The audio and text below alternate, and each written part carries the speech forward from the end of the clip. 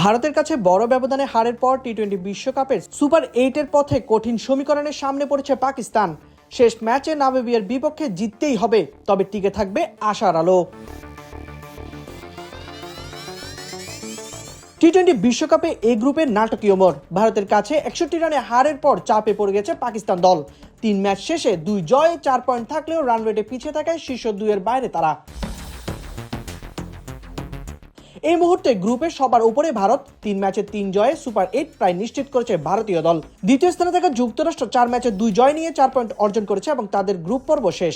পাকিস্তানের সমান পয়েন্ট থাকলেও বেশি রান রেটের কারণে এগিয়ে আছে যুক্তরাষ্ট্রই। গ্রুপের আরেক দল নেদারল্যান্ডস এখনো পুরোপুরি ছিটকে যায়নি টুর্নামেন্ট থেকে। ভারতের বিপক্ষে তাদের ম্যাচটি ভারতের জন্য নিয়ম রক্ষার হলেও ডাচদের জন্য হতে পারে শেষ সুযোগ। ভারতকে হারাতে পারলে তাদের পয়েন্ট দাঁড়াবে 4। অন্যদিকে যদি নামিবিয়া পাকিস্তানকে হারায় তাহলে পাকিস্তানে থাকবে 4 পয়েন্ট নিয়ে। যুক্তরাষ্ট্রের পয়েন্ট আগেই 4। সেই ক্ষেত্রে 3 দলের সমান পয়েন্ট হলে রান রেটই নির্ধারণ করবে সুপার 8-এর টিকিট। ভারতের বিপক্ষে অল্প ব্যবধানে হারলে পাকিস্তানের সমীকরণ এত জটিল হতো না। বড় ব্যবধানে পরাজয়ের কারণে রান রেটে বড় ধাক্কাই খেয়েছে তারা।